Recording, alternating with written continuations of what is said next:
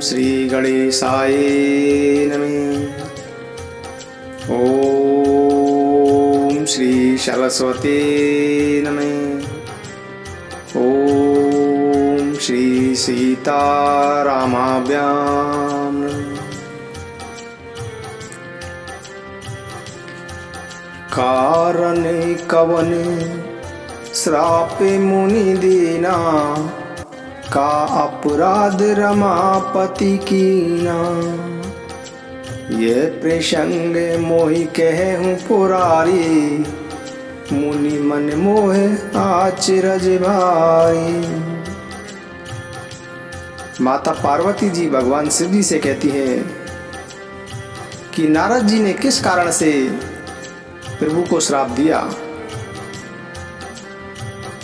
रघुनाथ जी ने ऐसा कौन सा अपराध कर दिया था जिसकी वजह से नारद जी ने उनको श्राप दिया। नारद जी के मन में मोह होना बड़े ही आश्चर्य की बात है। तब महादेव जी हंस पड़े और बोले कि हे पार्वती, ना तो ही कोई ज्ञानी है और ना ही कोई मूर्ख है। श्री राम जी जब जिस पर जैसा करते हैं तब वह वैसा ही हो जाता है। और मैं आपको एक कथा सुनाता हूं कि जिसकी वजह से नारद जी ने प्रभु रघुनाथ जी को श्राप दिया। हिमालय पर्वत में एक बड़ी पवित्र गुफा थी, जिसके पास ही गंगा जी बहती रहती थी। वह सुंदर आश्रम नारद जी के मन को बड़ा ही सुंदर प्रतीक हुआ। पर्वत, नदी, वन और सुंदर विभागों को देखकर नारद जी भगवान के चरणों में प्रीति हो गई। भगवान का स्मरण करते ही नारद मुनि के शाप की, जो उन्हें दक्ष प्रजापति ने दिया था और जिस श्राप के कारण वे एक स्थान पर नहीं ठहर सकते थे, गति रुक गई तथा मन के निर्मल होते ही उनकी समाधि लग गई। नारद मुनि की यह स्थिति देखकर देवराज इंद्र डर गया। तब उसने कामदेव को बुलाया और उनका आदर सत्कार किया। देवराज ने नारद मुनि की समाधि को भंग करने के लिए कामदेव से सहायता मांगी। इस बात को सुनकर कामदेव प्रसन्न होकर चले। इंद्र के मन में यह डर पैदा हो गया था कि देव ऋषि नारद कहीं मेरी अमरावती का राज्य न हड़प लें। कामी और लोभी कुटिल कोई की भांति सबसे ही डरते रहते हैं, जैसे कोई मूर्ख कुत्ता सिंह को देखकर सूखी हड्डी लेकर भागता है और यह समझता है कि कहीं सिंह उस हड्डी को न छीन ले। वैसे ही इंद्र को नारद जी से यह डरता कि नारद जी कहीं मेरा राज्य न छीन ले। इस बात को सोचते हुए भी उन्हें लज्जा नहीं आई और इंद्र के कहने से कामदेव उस आश्रम में गया जहां पर नारद जी समाधि लगाए हुए थे।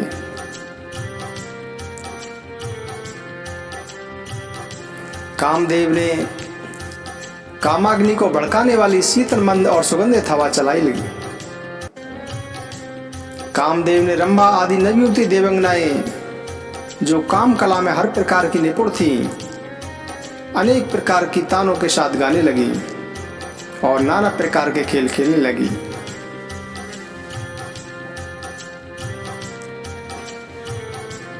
कामदेव बहुत प्रसन्न हुआ और कामदेव ने नारद जी का ध्यान और समाधि तोड़ने के लिए अनेक प्रकार के मायाजाल फैलाई, परंतु कामदेव की कोई भी माया मुनि को प्रभावित नहीं कर सकी। और तब कामदेव अपने नाश के भय से डर गया, क्योंकि भगवान जिसके रक्षक हों भला उसकी सीमा को कौन दबा सकता है। तब कामदेव अपने सहाय को सहित डरकर और हार मानकर मुनि के चरणों को पकड़ लिया। नारद मुनि जी के मन में तनिक भी क्रोध नहीं आया और उन्होंने प्रिय वचन कहकर कामदेव को भेज दिया। तब नारद जी के चरणों में सिर नवाकर उनकी आज्ञा से कामदेव अपनी सही को सहित लौट गया। तब देवराज इंद्र की सभा में जाकर उसने मुनि की सुशीलता और अपनी करतूत कह सुनाई, जिसे सुनकर सबके मन में आश्चर्य हुआ और उन्होंने मुनि की प्रशंसा करके श्री हरि को सिर नवाया। और इसके बाद नारद जी शिव जी के पास गए। नारद जी के मन में अहंकार हो गया था कि उन्होंने कामदेव को जीत लिया। उन्होंने कामदेव के चरित्र शिव जी को सुनाए और महादेव जी ने नारद जी को अत्यंत प्रिय जानकर समझाया। महादेव जी ने नारद जी से कहा कि हे मुनि, मैं तुमसे बार बार विनती करता हूं कि जिस प्रकार तुमने यह कथा मुझे सुनाई है, उस प्रकार इस बात को भगवान श्री हरि को कभी मत सुनाना। इस बात को तुम छुपा जाना। यद्यपि भगवान शिव ने यह बात उनके हित के लिए ही कही थी, फिर भी नारद जी को भगवान शिव जी की यह शिक्षा अच्छी नहीं लगी। वह तो अपनी विजय का डंका पूरे त्रिलोक में बजाना चाहते थे। अब आगे का हाल सुनो। भगवान श्री हरि की इच्छा अत्यंत बलवान है। होता वही है जो श्री रामचंद्र जी करना चाहते हैं। ऐसा कोई नहीं जो भगवान श्री रामचंद्र जी उसके विरुद्ध कुछ कर सके। भगवान शिव जी के वचन नारद जी के मन को अच्छे नहीं लगे और तब वे वहां से ब्रह्मलोक को चल दिए। नारद जी हाथ में वीणा लिए हुए हरि गुण गाते हुए क्षीर सागर में जा पहुंचे, जहां मस्तक के रूप में जहां वेदों के मस्तक रूप में लक्ष्मी निवास भगवान नारायण निवास करते हैं।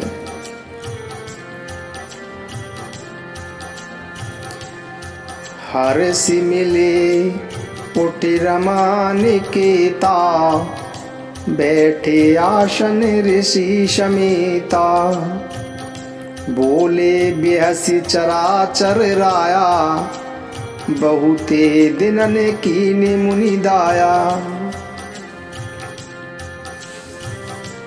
भगवान उठकर अत्यंत आदर पूर्वक नारद जी से मिले और उनके साथ अपने आसन पर बैठ गए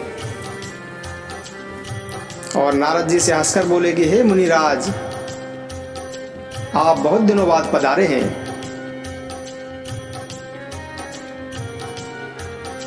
नारद जी को भगवान शिव जी ने पहले ही समझा दिया था, फिर भी नारद जी ने कामदेव का सारा चरित्र भगवान श्री हरि को कह सुनाया। श्री रघुनाथ जी की माया तो अत्यंत प्रबल है। संसार में ऐसा कौन है जो मोहित न हो जाए।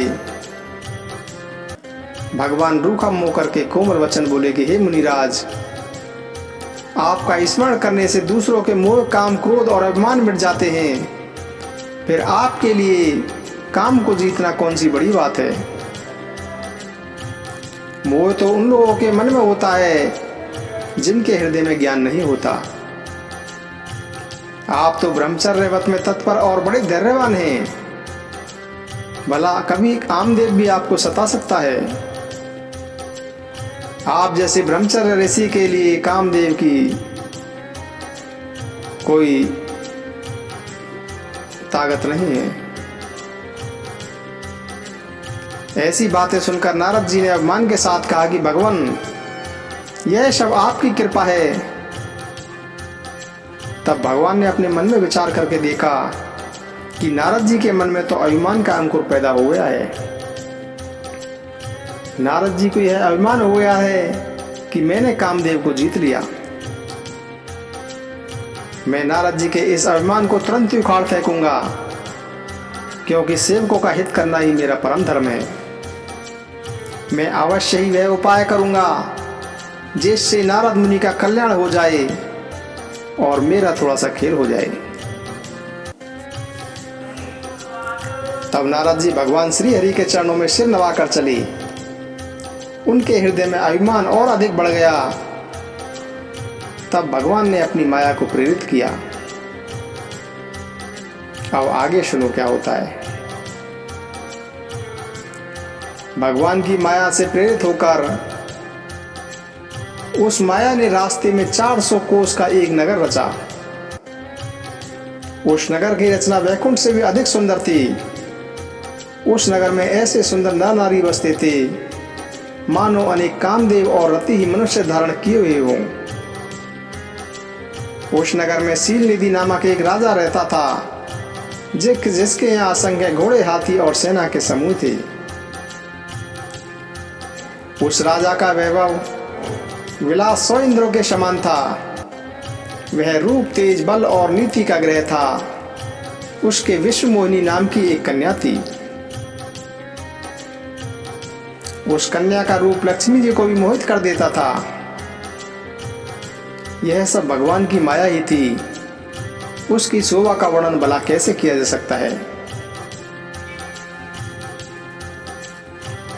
वह राजकुमारी स्वयंवर करना चाहती थी, इसीलिए वहां पर स्वयंवर में अनेक राजा आए हुए थे। नारद मुनि उस नगर में गए और नगरवासियों से उन्होंने यह सवाल पूछा। समाचार सुनकर वे राजा के महल में गए। राजा ने पूजा करके मुनि को आसन पर बिठाया और फिर राजा ने राजकुमारी को लाकर नारद जी को दिखलाया और पूछा कि हे नाथ, आप अपने हृदय में विचार कर इसके सब गुण दोष कहिए। राजकुमारी को देखकर नारद मुनि जी को वैराग्य भूल गए। उनको मोह हो गया और वह राजकुमारी को देखते ही रह गए। राजकुमारी के लक्षणों को देखकर नारद मुनि अपने आप को ही भूल गए और हृदय में बड़े हर्षित हुए, परंतु प्रकट में कुछ भी नहीं कहा।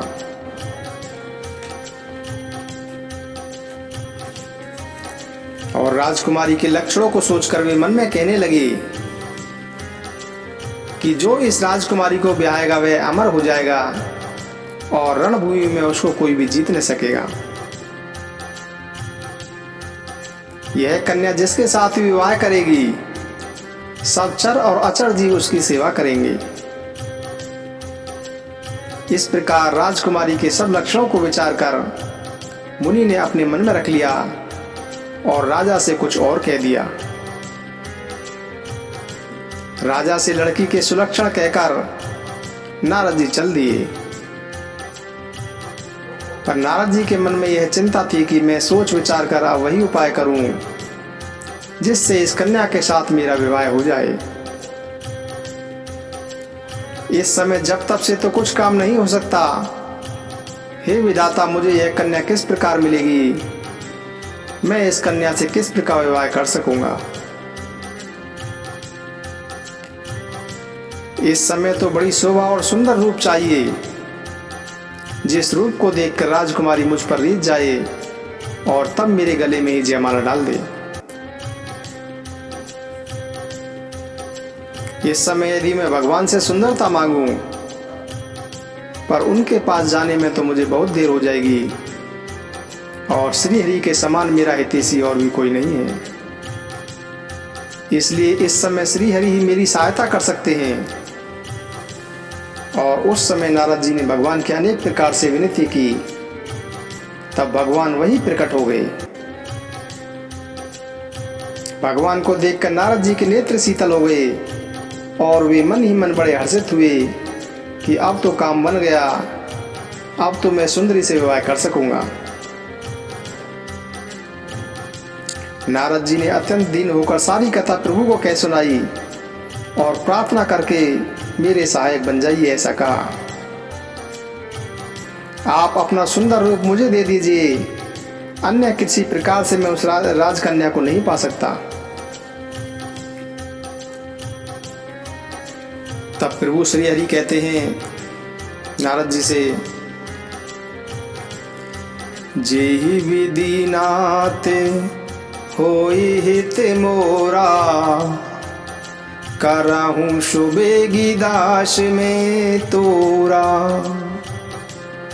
नारद जी भगवान से इस प्रकार प्रार्थना करते हैं कि जेहि विधि नाथ होई हित मोरा, करहूं शुभेगी दास में तोरा।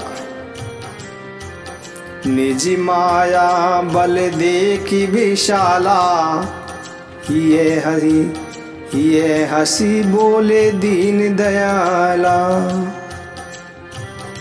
जेहि विधि नाथ होई हित मोरा, करहूं शुभेगी दास में तोरा।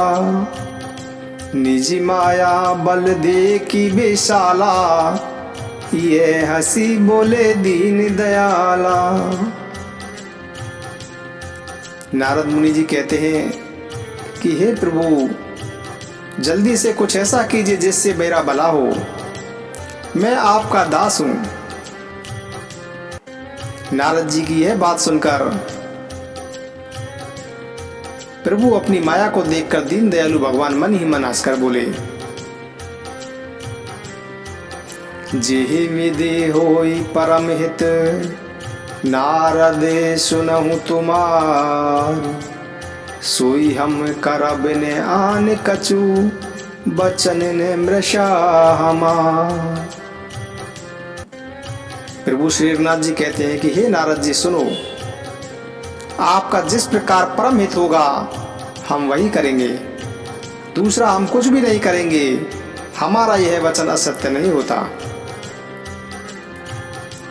कुपथ मांग रोज व्याकुल रोगी, वैद्य ने देई सुनहु मुनि जोगी। यही विधि हित तुम्हार में ठहु, कहीं अस अंत रहते प्रभु ऐऊ। प्रभु श्री रघुनाथ जी नारद जी से कहते हैं कि हे मुनि सुनिए, जैसे यदि कोई रोग से व्याकुल रोगी कुपंथ मांगे तो वैद्य उसे नहीं देता, इसी प्रकार मैंने भी तुम्हारा हित करने की ठान ली है। और ऐसा कहकर भगवान अंतर्ध्यान हो गए। माया बेबस भये मुनि मूढ़ा, समुझ नहीं हरि गिरा निगूढ़ा। गौने तुरत तहारे शिराई, जहाँ स्वयंवर भूमि बनाई। भगवान की माया के वशीभूत हुए मुनि ऐसे मूढ़ हो गए कि वे भगवान की स्पष्ट वाणी को भी नहीं समझ सके। नारद जी तुरंत ही वहां गए जहां स्वयंवर की भूमि बनाई गई थी। निज निज आसन बैठे राजा, बहु बनावे करी सहित समाजा। मुनि मन हरस रूप अति मोरे, मोहे तजिया नहीं बारही ने भोरे। राजा लोग सभी खूब सज धज कर समाज सहित अपने अपने आसनों पर बैठे थे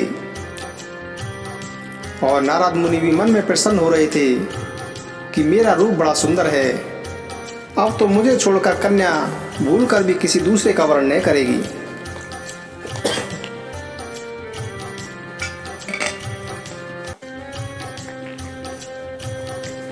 कृपा निदान भगवान ने नारद जी के कल्याण के लिए उन्हें कुरूपता प्रदान की। उनको कुरूप भेष दे दिया, जिसका वर्णन भी कठिन है, पर यह चरित्र कोई नहीं जान सका और सभी ने नारद जानकर उन्हें प्रणाम किया।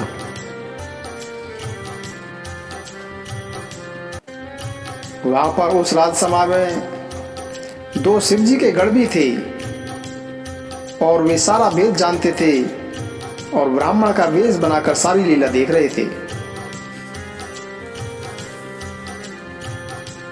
नारद जी अपने हृदय में रूप का अभिमान लेकर जिस पंक्ति में जाकर बैठे थे, शिव जी के दोनों गण भी वहीं बैठे थे। ब्राह्मण के वेश में होने के कारण उनकी इस चाल को कोई भी नहीं पहचान सका।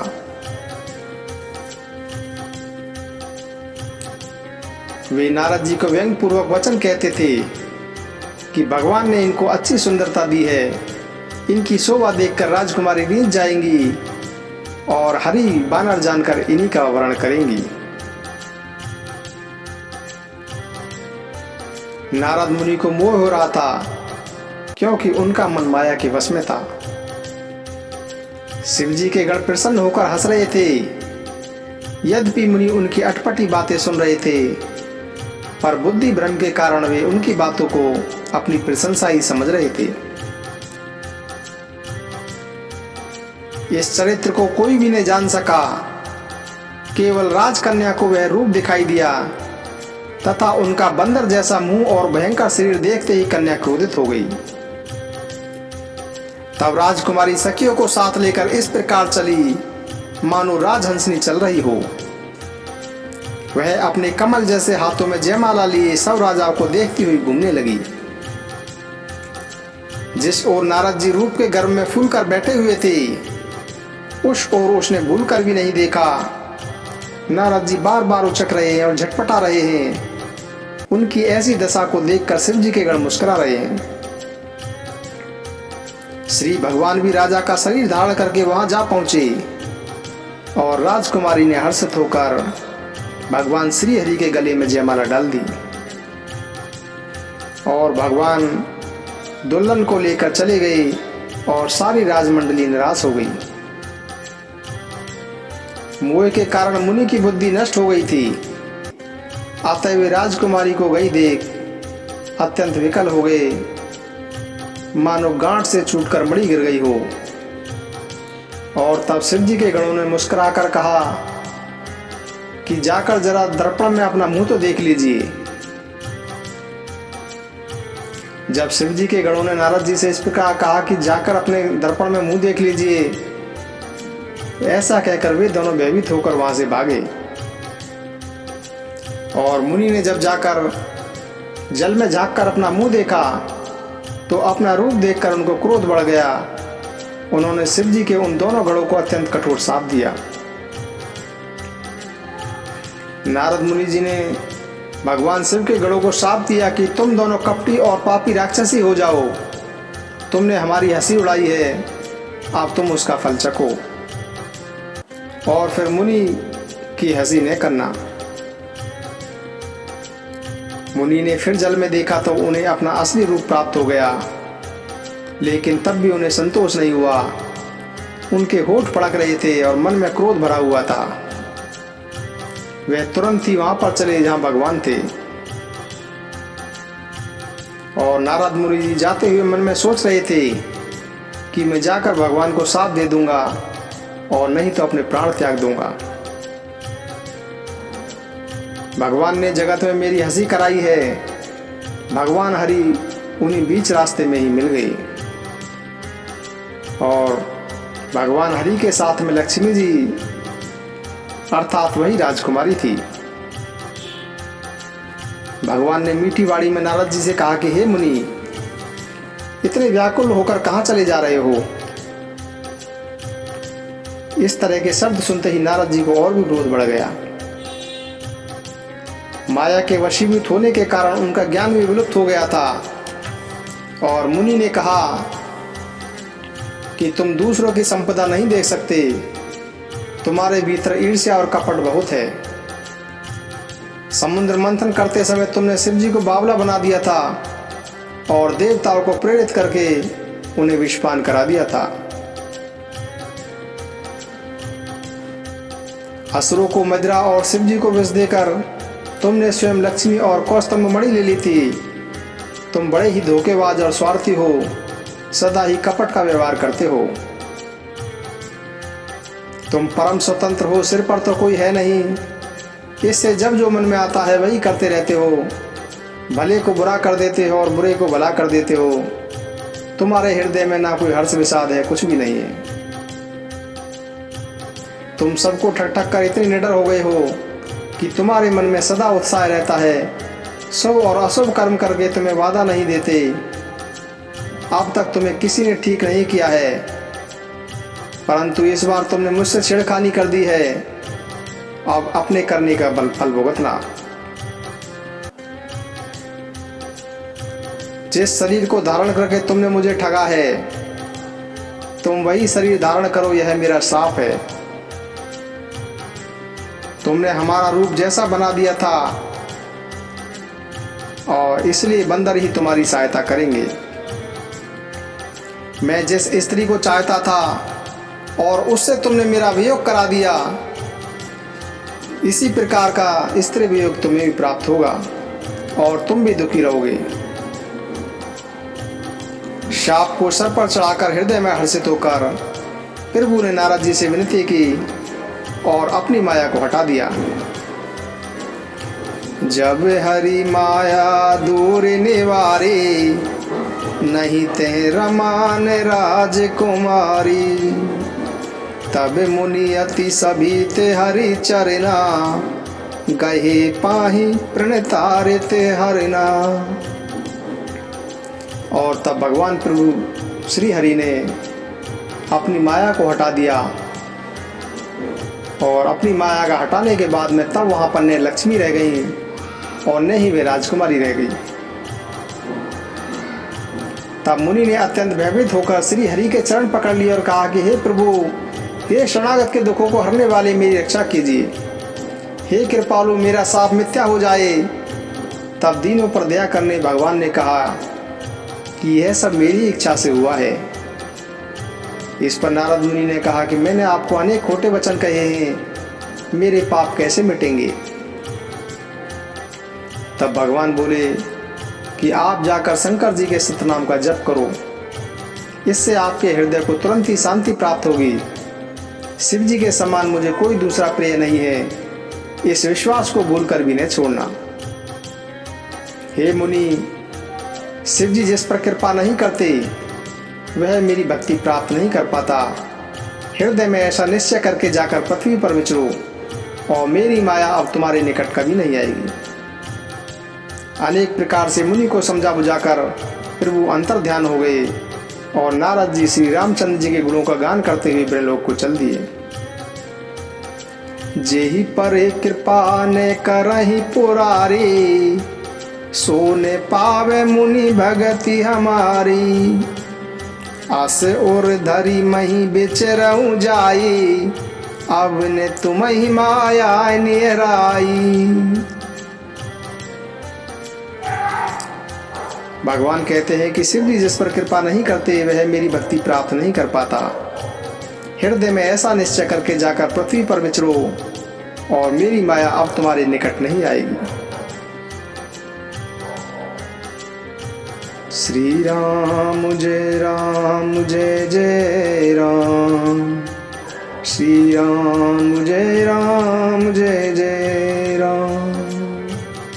जय श्री राम, जय श्री राम, जय श्री राम।